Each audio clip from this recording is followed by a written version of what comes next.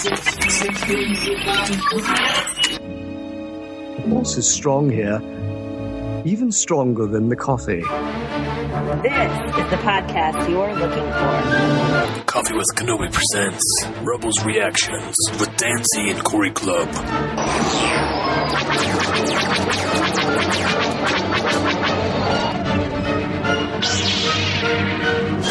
are far little violence and please take it away.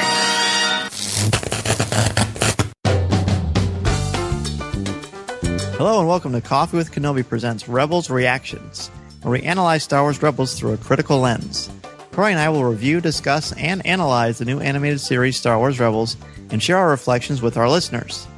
On today's show, we are proud to introduce Craig Dickinson as the newest member of our Coffee with Kenobi family. Craig will be reviewing Star Wars Rebels for our website, and we are fortunate to have him. He joined us on show number 9 of Coffee with Kenobi and has been a guest on the Star Wars Kids Cast. Craig is joining us in Rebels Reactions today to look at Kanan, Ezra, the news from the New York Toy Fair, and new trailers that recently premiered. Welcome back, Craig. Hey, good to be here, guys. Thanks for having me. Absolutely. Thanks for jumping on short notice. You've already had some really intriguing things going on Twitter with some of your theories. So considering that, as well as the fact that you're going to be reviewing Rebels for us on coffeewithkenobi.com. Actually, Corey was the first one who suggested it. We didn't know when we were going to record this, so it worked out beautifully. Yeah, I can't wait to dive in. All right, so let's just go into it right now. There's basically 4 major things that happened. Let's just start in chronological order. Kanan, what was your first reaction to Kanan? Well, I saw the picture. I didn't see the video. So the picture was kind of, my first thought was, okay, it's the same animated style as they're going to do as Clone Wars. So I was kind of excited about that because that was really sleek and really good looking. So it kind of gave us a status of how the animated series is going to be kind of drawn. So that was cool. He himself, he looked kind of like a Padawan, kind of with a short ponytail. But then he's older, so obviously he's got some training under his belt. I like his outfit. It looks cool. It looks streamlined. The little armor is kind of a throwback to the Clone Wars a little bit. He does carry a lightsaber, but he chooses to keep that part of him secret. I think that's cool too. Kind of makes him mysterious. Yeah, he keeps it under lock and key, which I think that video of him was the most impressive of everything we saw all last week that was Rebels related. There's a lot that can go on psychologically with what he's dealt with, especially since he survived Order 66, which was 14 years before this TV show. Yeah, I think that's cool. So we've got psychologically, we've got kind of a Batman thing going on here, don't we? Ah, yeah, good point. Good point. Because he's seen everyone that he's cared about killed or witnessed it. He's been on the run, and now he has to hide who he is. And what do we, Craig? What do you think about when Dave Filoni comes on and says he's the cowboy Jedi? Yeah, I think of almost every picture I've ever seen of Dave Filoni or video where he's wearing a cowboy hat. I just thought, a guy after his own heart. Oh yeah, yeah. That's really what I thought of.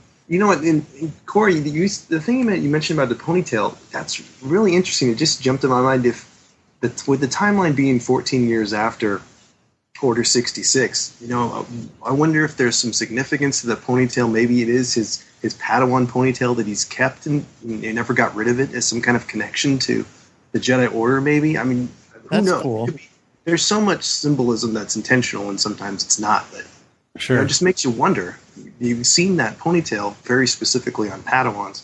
Is that some kind of connection? And Dave Filoni did say in the video that the robes are gone, but he's still got the armor and the holster. But he's also got a samurai-like ponytail, which of course harkens back to the designs of Sir Alec Guinness and Vader's original armor and things like that. But I never thought about the fact that it's just his. I mean, I thought, that's like the Padawan braid, but then I just sort of let it go there. But yeah, it could be something he just kind of let fill out, which is an interesting. Talk about hiding in plain sight. Maybe not the best idea, but he strikes me already.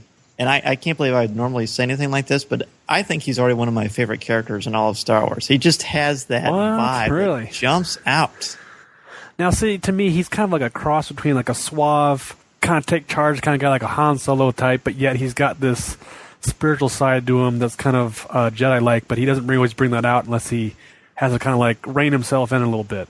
Well, yeah, he can't, or the Sure. Inquisitor and everybody's going to hunt him down. He's kind of a best of both worlds, isn't he? I mean, he's a pilot and he's a Jedi, so it's kind of like It's cool. the Han Solo archetype and then the Jedi Skywalker vibe, also kind of mixed together. So there's definitely some familiarities that they're leaning, they're pointing you back to. So it does seem like the Han Solo comparisons are already jumping out, and I find that intriguing, but I also find it a little premature because we know nothing about him besides a couple of images. True. And seeing some recordings by Freddie Prinze Jr. So I guess they could maybe go for, like you both said, a hybrid of Han and Luke, or maybe he's his own character. I mean, there are certain professors who will tell you that there are only 5 or 6 different stories out there, and there are only about 7 or 8 different types of characters. But I have a feeling that because of who is behind this, that we're going to see something unique that we haven't seen before. Yeah, I think too. This is a nice pickup point for us to see kind of what happened, pre the original trilogy, and kind of see kind of everything, maybe kind of how it started and how these people are getting over Order 66, and just is interesting because this is the time period we all love. So I'm excited to get back into it. The Rebels thing is perfect. I mean, look at the Revolutionary War. If you knew that you were a Tory or which side you were on, were you for the British or you for the Colonials, you could be killed for your beliefs. So he literally can be killed if someone finds out he's a Jedi. Yeah. And it's going to be unceremonious and frightening because they're constantly being hunted down like they're animals. So this psychologically what he's going to have to go through, it doesn't seem like he's going to hide being a Jedi for long, considering that the New York Toy Fair, they're selling his lightsaber, or they're going to sell his lightsaber, which, P.S., if they make a hilt of, I will probably buy. But I don't know. Corey, I didn't hear what you said, but do you think he's already one of the coolest ones as well? Yeah, he's pretty cool. I think he's a good character to start with when they're kind of debuting this series because he seems like a strong personality, a strong character leader. Yeah, basically. So it's a nice character to start with and be able to introduce to. Well, and Filoni's exact quote was, he's a gunslinger that needs to put the gun away and pick up the sword again and fight for noble causes and selfless causes. But what will happen when he chooses to reignite his Jedi weapon, fighting once again for a greater purpose? So I don't know how long they're going to draw out his man versus self arc, but there's certainly so much potential. And I agree with you. I'm glad that they picked him as the first human face, because I think if they introduce Ezra first, you probably hear a lot of people maybe showing a little bit of concern. Flash forward backwards to when the original trailer showed out, and it was just the Star Destroyer and Crush from Finding Nemo as the narrator. And, yeah. I think if they showed Ezra right after that as the first thing, I think there would have been more concern and trepidation.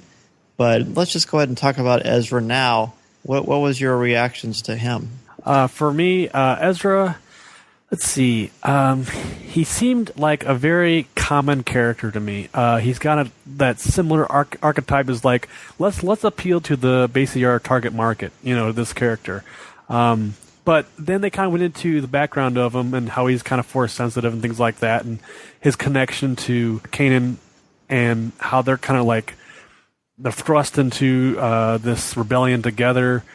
And that was like, oh, that's kind of cool. They're kind of like brotherly figures. So we kind of have the Obi-Wan and Anakin brotherhood, kind of throwing them back into that, maybe a younger version of each other. But it's interesting to see their relationship. So I think that kind of heightened it for me. Yeah, and I think that what we're probably seeing is the character who will kind of identify, or the audience will identify with the most. Yeah. Probably one that everything will have to be explained to him and therefore to us.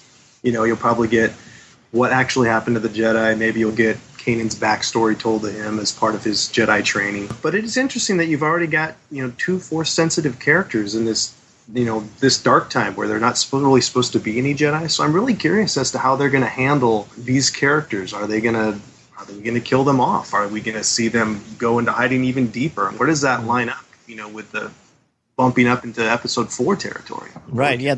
There's already the Ahsoka Tano panic among some fans as far as what's going to happen to these guys. Well, we don't know. I mean, we know that Vader helped the Empire hunt down and destroy the Jedi Knights. We know, or we assume that we know. We've certainly thought of for almost years and years and years. I'm an English teacher, not a math teacher, so it just escaped me. But ever since 1977, we thought that Obi-Wan Kenobi and Yoda were the only Jedi left until Luke came into his own. So I don't know. I agree with Corey with what you're saying about he does sort of fall into those archetypes. I mean, clearly when you see Ezra, you think, okay, this is Disney XD. It's sort of like we keep referencing Batman for some reason, but it's almost like he's the Robin of the series. We see things through his eyes. He draws in the younger crowd. I mean, Disney's not foolish. They know they need to attract a younger male audience to sell toys and action figures, and that's smart. I mean, it certainly worked on all of us, and we're still here talking about Star Wars. And I think it's cool that he's Force sensitive, but he doesn't know that he's Force sensitive. He just thinks he's got these cool new powers. He can tap into them. Filoni actually says they're instinctive and reactionary, and Kanan's the guy who's going to help him to sort of see his path, which is it's gonna be probably Kanan's redemption through Ezra as well. He's voiced by Taylor Gray, who I had not heard of before this, although Coffee with Kenobi is now following him on Twitter. So, good call, Corey. What do you think? He's going to be somebody cool? Do you think he's going to be a fan? Is he like the female Ahsoka? Huh. It's interesting you say that, because my first idea, he gave me kind of an episode 1 vibe where we first met Anakin as a kid, and he's kind of like this, oh man, we're going to follow around this kid, you know, but he seems like he's kind of a mirror image a little bit of Anakin, so we can relate from the episode 1 era, and he's young, and he's kind of like, he kind of good at mechanical things, he kind of scavenges stuff, he's kind of comes from maybe a poor background, he needs to be kind of scooped up by these rebels to kind of be able to bring him to maturity, if you will. So that's interesting too. But as far as the Ahsoka character, that's a hard call. So I don't know. Yeah, when Ahsoka first came out and she said she was calling, Anakin Sky Guy and all this kind of stuff, I thought, oh dear. But I always thought Ahsoka was cool, even despite those little catchphrases and names. I think that Ezra's going to be somebody that people are going to be drawn to. He might be a little bit tougher sell for me at first, but then again, I'm 41 years old and I'm more drawn to people that are more my age again, which is why I'm sure Ezra's there. And Craig, one of the main reasons that we had you on tonight is that you have this interesting theory already about the biblical references here. Talk a little bit about that. Yeah, my first exposure to Kanan was I just saw his name in print. I think it was on Twitter, and I thought, well, that's interesting. I wonder if that's pronounced. If it is pronounced, I watched the video and saw, yeah, it's Kanan. I thought, well, okay, already that's kind of a weird coincidence. It's spelled differently, but that happens in Star Wars all the time. And then there's the second character, Ezra. I'm like, well, that's a book of the Bible. That's interesting. And then even this, kind of the proto Chewbacca character, based on Ralph McQuarrie's earlier designs, his name's Zeb. I'm like, that could be Zebediah, Zebedee. Mm-hmm. It's 3 very biblical sounding names, and we don't.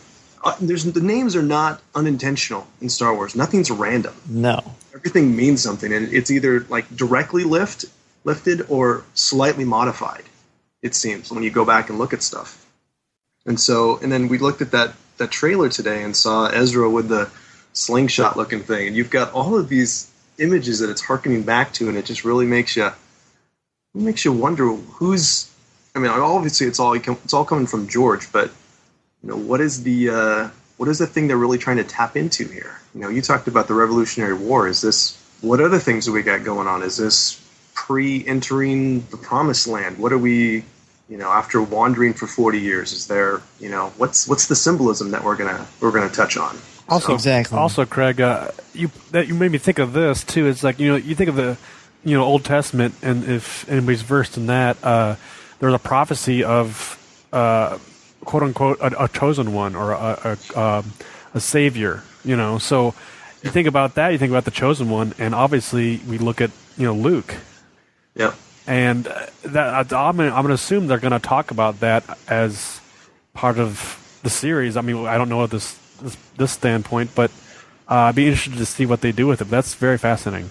Yeah, I'm really hoping that they touch on that. Will they talk about the fall of Anakin? Will they talk about Anakin being killed, as we're led to believe in the expanded universe? That's what everybody believes. Obviously they won't know that he's Darth Vader, but will they touch on that? Will they talk about the prophecy of the chosen one? So.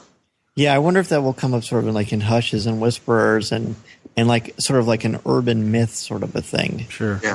I think they're interesting too, but I definitely agree. There are no accidents when it comes to names and naming. And the allegory here just screams at you. It's pretty exciting. I'm happy that they're doing that, and I never thought about Zeb. Zeb, and there's a female Mando, and both of them were not officially pronounced or announced yet through Lucasfilm. In fact, Matt Martin, the guy who's in charge of all the digital things for Star Wars and Lucasfilm, he said there's already a character from Rebels, which I'm not supposed to talk about, who's following me on Twitter. I love Star Wars fans, which I found pretty entertaining and true. So, and that was all again revealed through the New York Toy Fair. But before we get to that, 2 teasers were announced, and we were fortunate enough that Tracy Canobio sent us a link to this and told us it was going to be released during the day.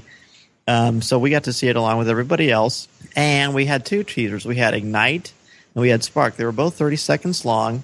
Ignite was sort of the intro one. It showed the ghost being fired upon by a TIE fighter. Ezra jumping out of this crashed TIE fighter with a trooper helmet, which appears to be Ezra's thing, collecting stormtrooper helmets.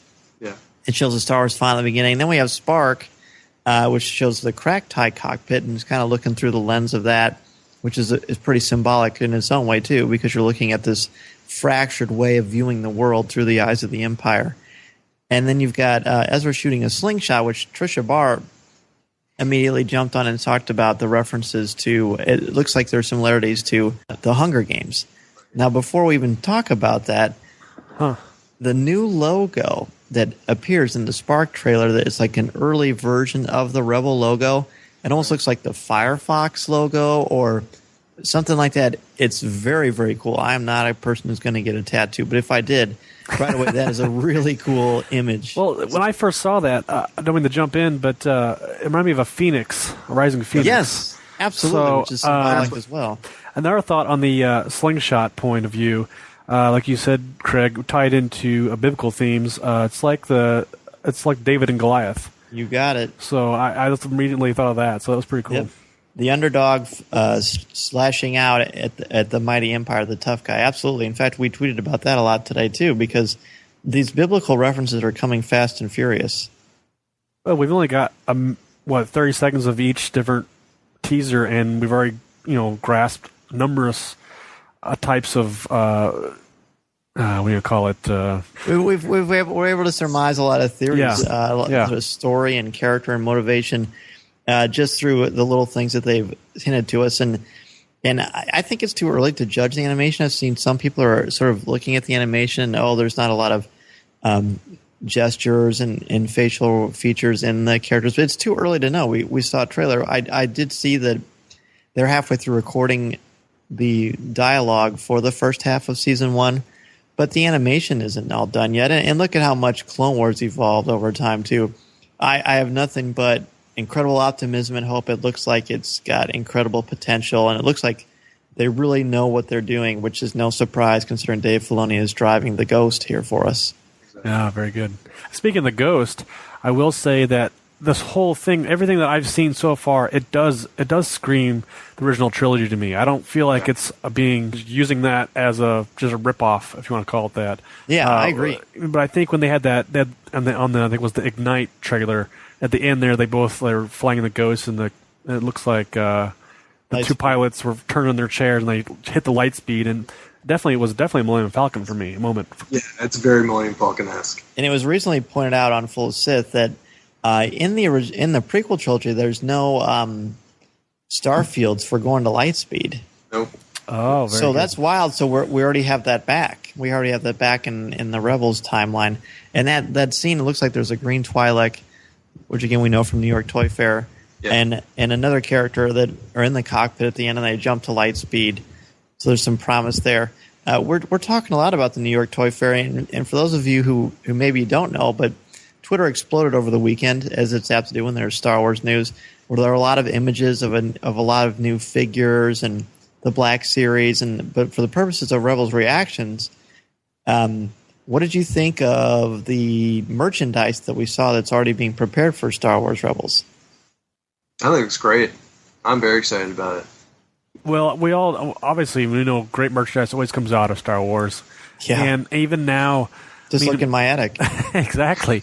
I mean, even now, Legos is so big now, and now they've already got Legos out for this series. I mean, it's just taken off. Where not only is it like really cool stuff, but it's like unique. So it's there's like they had like I know I saw some things like you said, the lightsabers and stuff like that, which were interesting. As far as even the action figures and stuff looked really great too. But again, I kind of drew closer to the Legos. They look really cool, and it's just really a nice way to have the characters. Well, I don't know if you guys saw, but Freddie Prinze Jr. came out with some of the 501st, and he had the Lego Ghost with him to show her. And I think it said that the price of the Ghost is $79.99. Whoa! Okay, yes, exactly. We start saving my pennies. Yeah, yeah. When the Ghost first was presented the image, I thought, oh, okay. And in fact, it's even on one of our older shows. But seeing it again and again and seeing these incredible images of these TIE fighters, that's the main thing that jumped out to me for the New York Toy Fair. Showing it looks very much like a 3D cartoon came out of the TV screen and into the toy package because they're selling those toys. It looks like the Inquisitor is going to have an earlier version of Darth Vader's TIE Interceptor. Yep. Where the solar panels are a little bit, they're not quite as angled in, but they're getting close, and I don't even know why I'm talking about this. I've got an excellent designer who's my co-host, but did you see that? Did you see that image? Yeah, I did see that, and like you said, yeah, it does kind of play off of the Vader's Inceptor. Did you like it? Yeah, it looks cool. I think it looked great. So yeah, I'm excited to see it. I'm so buying that. In fact, that's one I'm probably going to open, which is a big deal. Oh, very good. Craig, which ones did you instantly gravitate towards that you saw? Well, I liked the Interceptor as well. I thought that was pretty slick.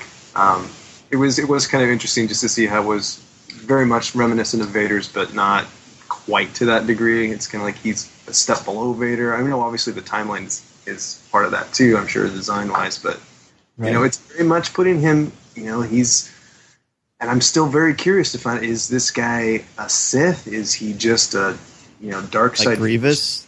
What exactly is his angle and his role in this? So I'm really hoping that they touch on that.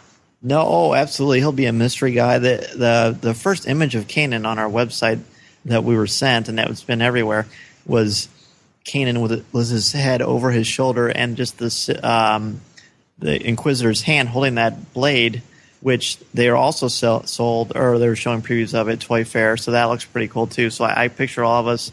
We all have young kids. They'll be running around the house with these cool-looking lightsabers, no doubt. The sculpt for the action figures themselves. Craig, do you buy the action figures? I have from time to time when I have the money for it. Sure. But they look great. They look great. They really do look like a great representation of what I've seen in the animation too. So I'm pretty excited about that. They do. They look really, really sharp. They look, again, just like, I think when you're looking at action figures from the animated series, I'm reminded of the first Clone Wars animated series, not the Filoni one, but they had action figures for those, and they looked very much like they were drawn and turned magically into action figures and jumped right off the screen. So it looks like we're going to get a lot of that with Rebels. Hopefully the prototype that was displayed will be very similar to what we actually get to see in stores. There are also a number of coloring books and sticker books and all kinds of things. I'm sure there's even things that I haven't even seen yet, but Jedi News UK has an excellent gallery of all those kind of things as well. So guys, Rebels Reactions is a show that we're really excited about doing. We're going to be reviewing and looking at Rebels as it comes out here in August. We're very, very excited about it. Any closing thoughts or things you want to leave the listeners with? I'll just say that I'm excited to see the rest of the crew of the Ghost Ship, and I think they're doing a great job of just giving us information and giving us teasers and stuff like that. I feel like I've satisfied with what they've given us so far, and I'm excited to see what's up next. Yeah, the more I watch it, the more I'm reminded of original trilogy, and the more I want to watch the original trilogy. And I know that's got to be part of it too, gearing up for Episode 7. That they're driving that whole package forward. And it's just brilliant. You're basically hitting on all cylinders. You're bridging those two trilogies together, and also just looking ahead to Episode 7 in 2015. So I'm very excited. Absolutely. And Pablo was interacting on Twitter with everybody as he does, and he says part of what allowed the show to wade into the origins of stormtroopers and the rebellion is things that George himself had figured out and designed. So we know that George Lucas's ideas are still behind this. It'll be really interesting to see as time goes on how much he had to do with the input of these characters and their designs, their names, or if he had anything to do with them. I would like to think, maybe this is just me being naive, that he still peeks his head in once in a while or calls or texts Dave and says, hey, this is what I think. Or does anybody have any questions, or people call and ask him? Because that, to me, George Lucas and Star Wars are inseparable. I was just reminded of the that great quote Brian Young said once, maybe more than once, was just that Star Wars is whatever George Lucas says it is. And I absolutely believe it. So it's nice to think that he's involved as much as possible. Absolutely. There's so much potential. We talk about it all the time. We're looking forward to doing our Rebels reaction shows and bringing everybody some different ways of looking at Rebels and getting new insights from all of our listeners, because we are constantly learning and growing from each other in our discussions, and Craig is a big part of that, and Corey and I were really happy to have you on Rebels Reactions tonight with us, Craig. Yeah, it was a blast. Can't wait for the next one. More to add, do you? Since we recorded this episode of Rebels Reactions, Lucasfilm has officially introduced another character into the Star Wars Rebels pantheon, and his name is Zeb. What were your first reactions, Corey, to meeting Zeb? What's fascinating to me is that he's a brand new alien species, something we haven't seen yet. It's pretty cool. I mean, the other thing, too, is he looks like a Macquarie-drawn character that we could see in production art or something like that. He's like what Chewbacca was originally going to look like. Yeah. So I think that's really cool. They're really harkening back to that and really stayed true to that. So I think that's really neat. It is cool. And my favorite thing about him was the image of him like holding his fist into the palm of his hand and seeing all these stormtroopers laying on the ground like he just went through and basically cleaned house in one of the Imperial cruisers or something like that. He's a brawler, man. Brawler. He is. But they also made a huge deal about the fact that he's intelligent and he's not a bruiser. And when you watch the video, which we have on our website right now, thanks again to Lucasfilm for sending the official releases to us. But when you watch the video, his voice is awesome. So he's voiced by Steve Bloom, who's a veteran of voice acting. And to be honest, I'm not necessarily going to say that I'm cynical, because I'm certainly not. But when I saw him interacting with Ezra in some of the clips we saw through this character reveal video, I grew a little bit like, here we go with the stereotypes. And I'm not going to say archetypes, but it's almost like the grumpy big guy, and he's got this little kid who is drawn to him, and he doesn't really like him, but then he wins him over, and they're the best of buds. And it's impossible to know for sure because it's just little segmented clips. But I hope that they don't fall into these stereotypes, and he really has his own unique arc. Yeah, he was kicking Chopper, and he was kind of grumbly, and sounds like he's like crabby and just want to get the job done. And but they also said that he's got some brains behind him. He's smart and he knows to think. And so I wonder if that's the whole emphasis behind it too. He's trying to get Ezra to think first and use his head rather than his possibly fists. So and I have all the faith in the world in Dave Filoni and all the great people who are working on Rebels. Absolutely. But if these people, like he and Chopper are both so grumpy and stuff like that, to me that's going to wear thin. And if they really don't like each other that much, then why are they going to fly around together on the Ghost? Why don't they just go do their own thing? Well, I think it's going to be a unique group, kind of a ragtag team of characters, and. With anything, they all have their own agendas. They're all kind of spread out, but yet they have to, by the end of the day, they have to work together to get their job done, to be able to, fight the Empire and take it back. So it'll be interesting to see their interactions with each other. So I'm excited. True. Much potential. Kanan's still my favorite. It's hard to beat that picture of Zeb that we first were given, but it's going to be cool. It's going to be hard to wait till August, that's for sure. Be sure to leave us a review on iTunes and tell us what you think about Rebels Reactions, and be listening for our next episode of Coffee with Kenobi, because this is the podcast you're looking for.